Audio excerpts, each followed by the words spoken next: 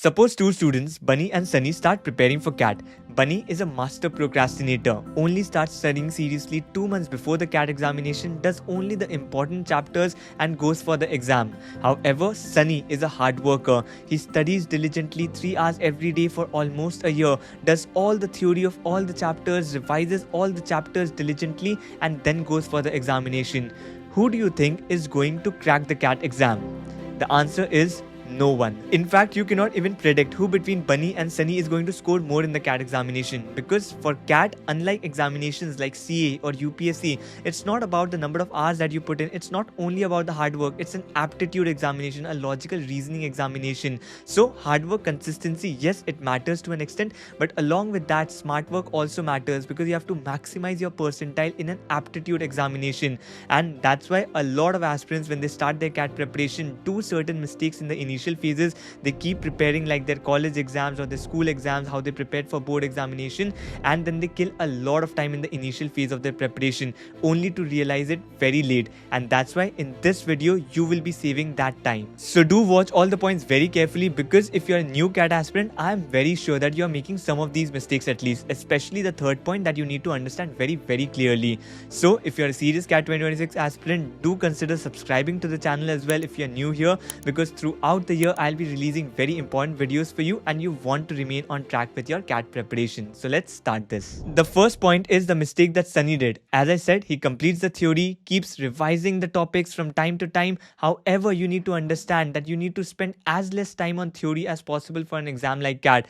For quant, yes, you have to cover all the formula, all the theory portion, but that has to be very quick. If you divide the entire preparation time, 20% will be on theory, 40% will be on practicing the problems, and 40% will be on your mock, sectionals, and the topic tests that you are giving.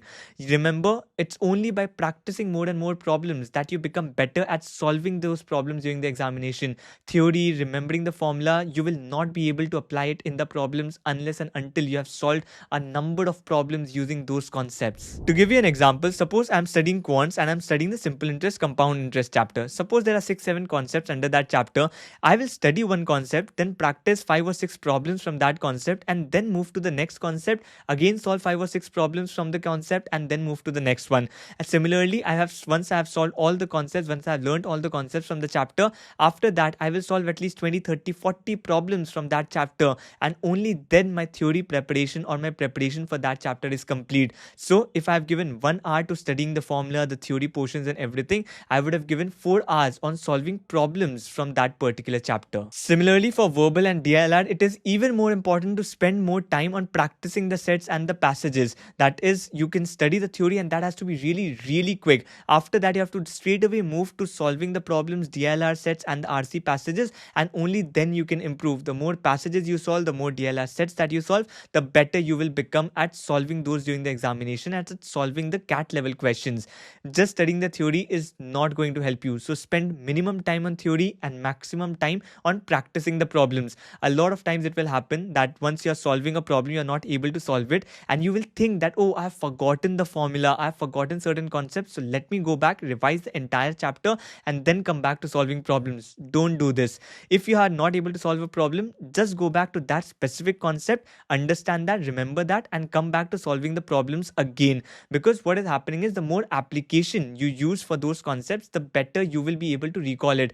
Just by studying the formula, you will not be able to remember it for a long time. But if you have used that formula in solving different kinds of problems, only then you will be able to remember it better. Next, a very small tip. In CAT examination, consistency is more important than hard work. What I mean is, if you put 14 hours in one day, that is not so helpful. Rather, giving 2 hours every day of the week is much more useful for you. Because if you are just studying for one day and then not studying for the next 7 days, that is not going to be helpful, because you need to develop that logical bent of mind as well in an exam like CAT, and that takes time. So that's why consistency beats hard work in an exam like CAT. So try to study every day 2 hours, 3 hours, whatever time you can give, rather than focus focusing all your preparation over the weekends for 7-8 hours. And before I go to the next point, let me tell you, if you're thinking about preparing for CAT 2026 seriously with a coaching, and that too you are looking for a very affordable option, then Physics Wala has launched their batches, and there's a special discount offer on occasion of the Republic Day where you can get a discount of up to 53%. And CAT 2025 results are out, and again there are a lot of 99 percentilers that have come from Physics Wala. They are still counting all the 99 percentilers, but some of them you can see on the screen: 99.95, 99.93, 99.84, and so on. So you can join any of their batches. First is MBA Pioneer 2026 batch, where you get complete coverage of the CAT syllabus and the OMETs syllabus as well. Then daily practice problems with video solutions, weekly tests, mock tests, and 24/7 doubt engine support. After that, there is MBA Pro 2026 batch, where in addition to everything mentioned in the Pioneer batch, you also get MBA books module, one pass 2026, Khazana videos plus infinite practice, access to all the CAT 2026 batches, and GDPI VAT preparation after your results. And finally, there is the MBA Infinity 2026 batch, where in addition to everything in the Pro batch, you also get CAT-like offline test series across 200 plus centers and 1:1 alumni mentorship. And now MBA Wala have also launched their English channel, so you can explore that too. All the links are there in the description, so you can check it out from there. And if you are looking to purchase any of these batches, you can use my coupon code ANA500, which will give you additional discount of 500 rupees on any of the batches. Next point, which is very important, and that is you don't make notes in the initial part of your preparation, only to realize 3-4 months later that you have forgotten a lot of things that you studied 3-4 months before, and then you have to come back to the books or the entire video to study that concept again. That's why you have to make that note. I made a video on self preparation where I have decoded how you can make the notes for each of the section. I can just quickly repeat that. For quant section, what you have to do is, for any topic that you're studying, write down the formula, and any new problem that you encounter where you have learned a new trick or which one you were not able to solve in the initial part, but after that you were able to solve after seeing the solution, note down those problems and revise it from time to time.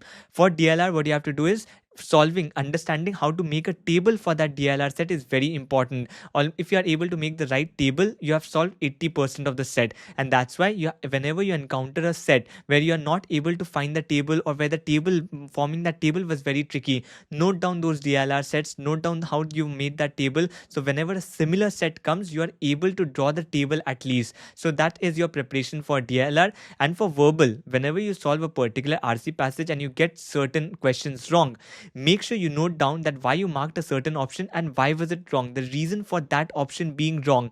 Remember, for RCs, you have to eliminate the wrong answers. You don't have to select the right answer. That's why you have to make a note on why certain options are wrong. If you see that pattern repeating again and again, then mark that point as important. And if these notes will help you keep revising from time to time, so that you keep improving from one test to the other. Next important part that you need to avoid is relying too much on the books. Remember, books, in the book there will be 500-600 problems from a particular concept, from a particular topic, but the problem is that most of those problems will have repeated concepts. There are maybe say 15-20 concepts in a particular topic, and if you have to make 500 problems from those many concepts, you have to repeat problems of the same concept just by changing the numbers. The only thing that you're learning by solving so many problems is doing calculation. That should not be your priority.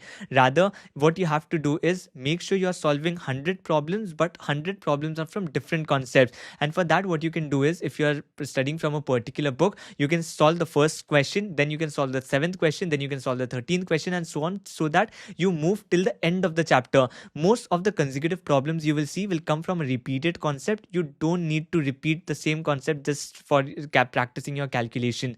That's why not relying on books is a great concept that I recommend everyone. Also, if you have purchased one book, don't go for purchasing other books thinking, oh, that book will be better, this book will be better.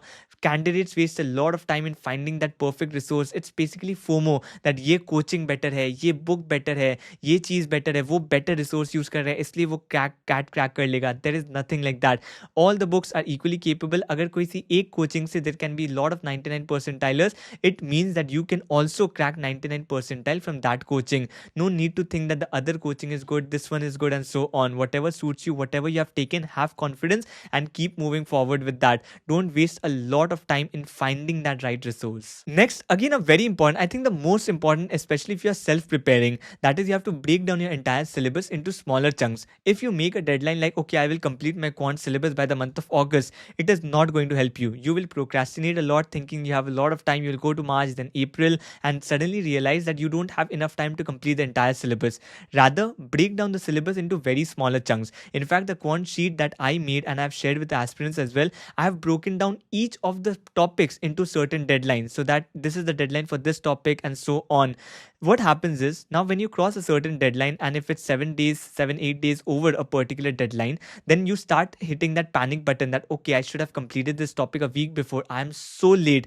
Instead of panicking closer to August, if you start panicking every week, it's much better for your preparation. So you can tweak the timetable according to your convenience and your time. However, make sure you have broken down these into simple concepts, into simple smaller chunks. Otherwise, it will be impossible to prepare for the vast syllabus like CAT. Next, not everyone does this, but yes, there are few people who keep asking people on the eligibility criteria. That is, I have 10th marks is this, 12th marks is this, graduation marks is this. Will I get a call from certain IIM, and how much percentile will I need to get a call from this IIM? Just tell me, how is this going to help you? If I tell you that you can get a call at 98 percentile, but will you stop your preparation just at 98 percentile?